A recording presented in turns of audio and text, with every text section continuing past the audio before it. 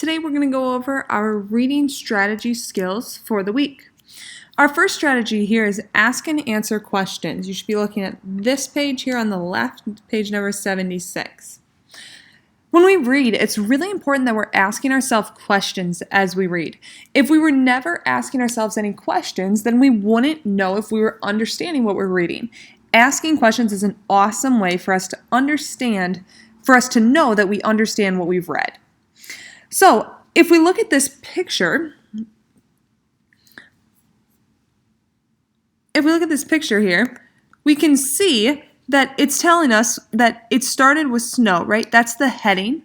Here, it's the heading, and we're going to think of a question. Well, I have a question. Why do drivers push open their windshields? Right? We had read in here that drivers were pushing open their windshields. I wonder why. Well, I read that windshields had two parts. The driver pushed it open, and this helped him to see where he was going.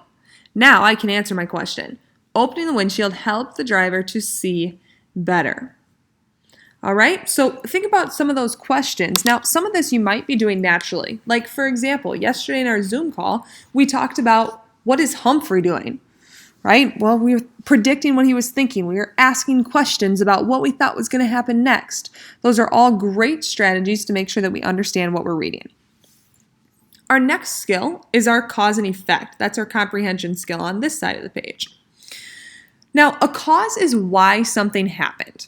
An effect is what happens. They happen in time order. So the cause happens first, then the effect.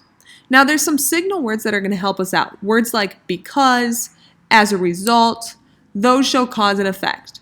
When I think about cause and effect, the thing I like to think about most is slipping down a banana peel, right? A cause. I stepped on a banana peel on the floor. The effect? Well, I tripped and fell over because the banana peel was slippery. All right? Let's think about that in Mary's great invention story from yesterday. On page 72, I read that Mary rode a streetcar. This is the effect. Now I can find the cause, right? Why is she riding on that streetcar? Well, she was cold and wet and wanted to warm up, right? So she was cold and wet, warming up. So what did she do? She rode a streetcar. We're going to focus more on our cause and effect with our big book story for tomorrow. Now, let's think about what happened here. Snow and ice built up on the streetcar's windshield. So then what? Well, when we read our story yesterday, let me go back.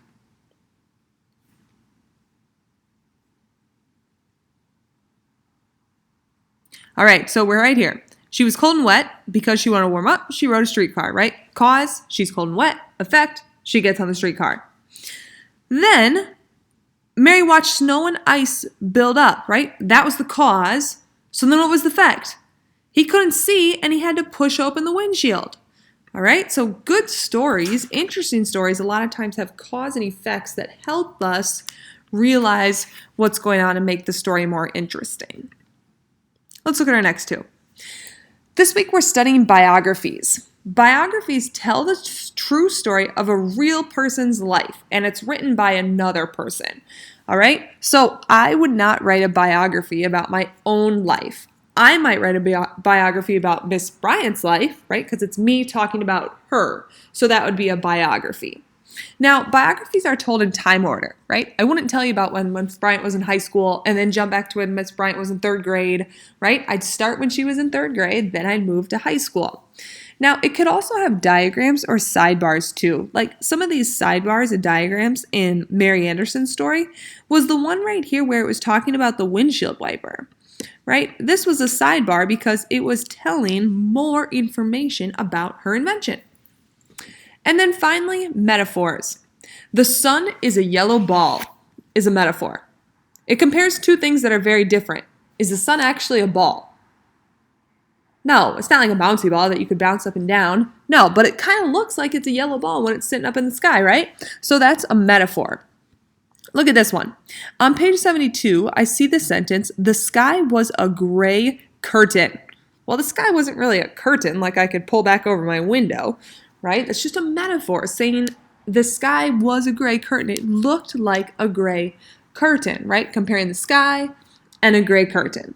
Now, really strong writers use things like metaphors to make their writing more interesting. Today, we're going to practice metaphors using IXL. So, after you're done watching this video, the second link in your Google Classroom assignment will take you to this in IXL. Now, remember, you should have logged into Clever already. Right? So, this morning, hopefully you logged into Clever. You might have used your badge. Yours, remember, looks a tad different than mine. But in our page right here, you should have logged into Clever, and this will put you where you need to be. All right? So you just had to log into Clever. Now, when you go back to Google Classroom, you can click this assignment, and it'll take you here, and it'll say, welcome, your name, right here, not my name. Now, today we're looking at similes and metaphors. So, which picture matches the meaning of the simile? Mia has hair like a lion's mane. Which one looks like a lion's mane? Does a lion mane look like that? Or does a lion's mane look like that? When I think of a lion's mane, I think a lion's mane looks like this second picture. So I'm going to go ahead and click that, and then click Submit.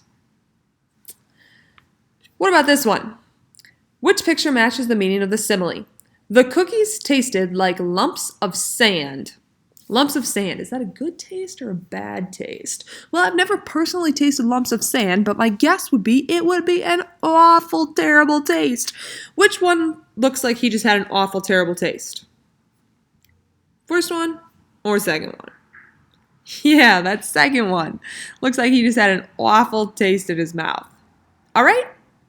So that will be your first IXL assignment. Your second IXL assignment is going to focus on causes and effects. All right, so make sure you do both. Do both. Thanks for doing your absolute best on all of your work today. And it's going to give you some text that you're going to read, and then you're going to match these causes and effects. Let's do the first one together. In 2015, the Ringling Brothers and Barnum and Bailey Circus said it would remove elephants from its shows. The circus had kept elephants in cages. Living in cages is not good for elephants, so the elephants were sent to a center in Florida. The center provides 200 acres for the elephants to wander. The center also offers a change for people to study elephants more easily. This is because scientists can get closer to trained elephants than they can to wild ones. So, the elephants were sent to Florida. Why were they sent to Florida? Why were they sent to Florida? Because it's bad for them to live in cages, or because it's easier to get close to trained elephants? Yeah, because it's bad to live in cages, right? Living in cages is not good for elephants. Elephants were sent to a center in Florida. Bad for elephants to live in cages. Elephants were sent to a center in Florida. Now let's double check this one makes sense too. It's easier to get closer to trained elephants than wild ones, so scientists will be able to study the elephants at the center. The center offers out for a chance for people to study elephants more easily. This is because scientists can get closer to trained elephants than they can to wild ones. Awesome. That makes sense. So we'll go ahead and hit Submit. And then you're good to go.